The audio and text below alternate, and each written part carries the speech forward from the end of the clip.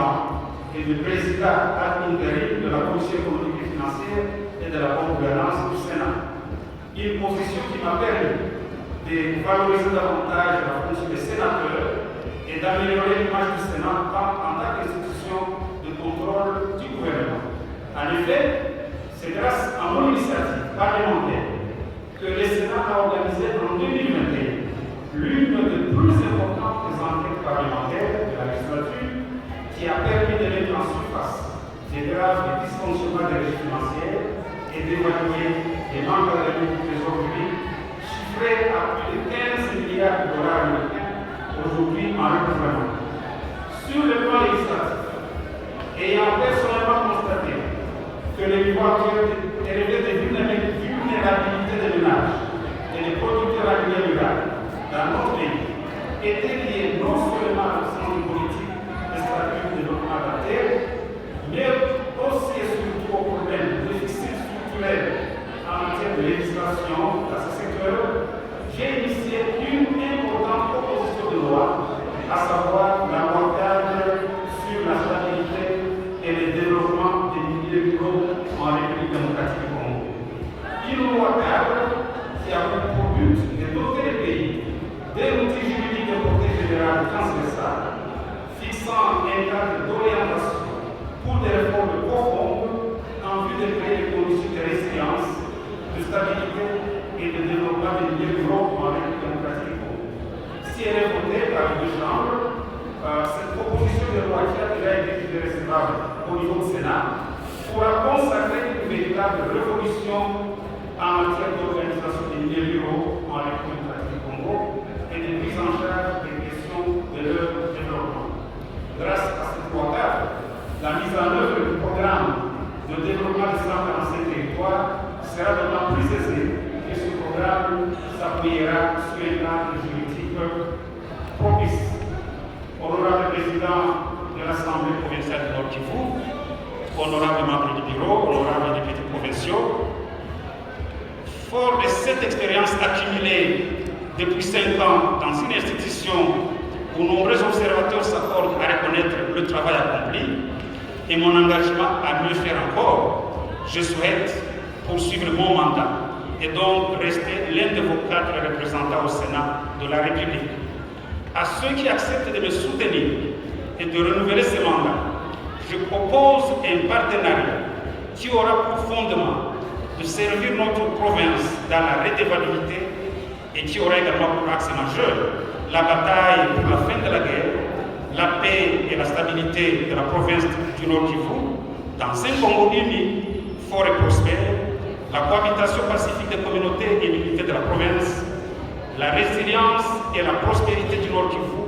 autour des projets de développement et plus généralement la défense des intérêts de la province auprès des institutions nationales à Kinshasa. Aussitôt élu sénateur pour la nouvelle législature, je m'employerai à faire un plaidoyer décisif pour mettre fin à l'état du siège et à tous les moyens sa requalification,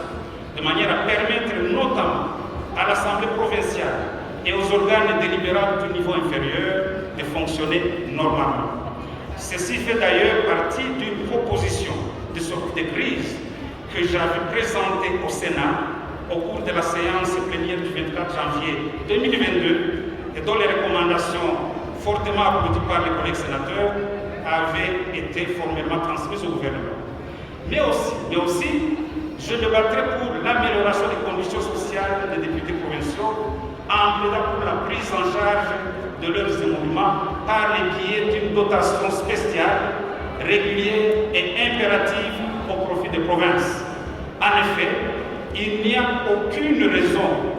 que les émoluments des députés provinciaux ne soient pas considérés comme des dépenses impératives de l'État,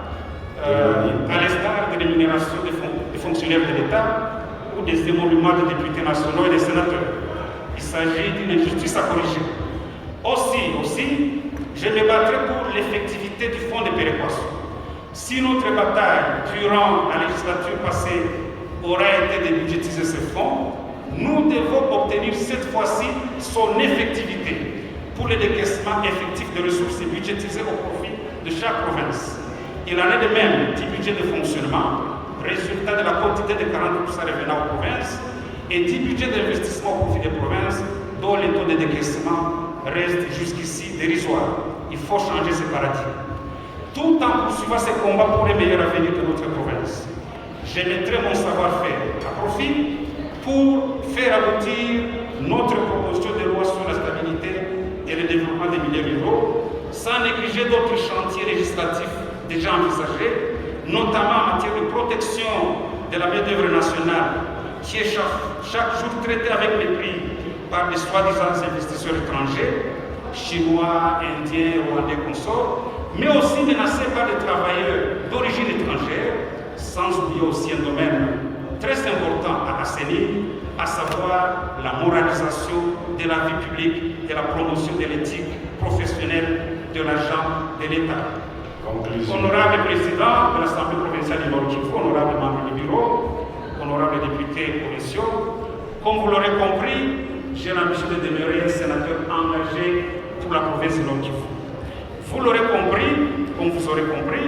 je suis porteur d'une vision pour la paix, la stabilité, la résilience et le développement de notre province. Il s'agit d'une vision pas pour une législature, mais pour l'avenir de la province. Une vision non pas pour des intérêts matériels immédiats, mais pour un partenariat durable qui pourra être profitable pour la province, pour nous-mêmes et pour les générations futures. Honorable président, honorables députés provinciaux, je termine mon propos en vous disant combien je compte sur votre soutien. Ce faisant, je voudrais humblement et en toute fraternité vous inviter pour un vote massif en ma faveur. Vous aurez ainsi fait les meilleurs choix pour l'avenir de notre province. Je vous remercie.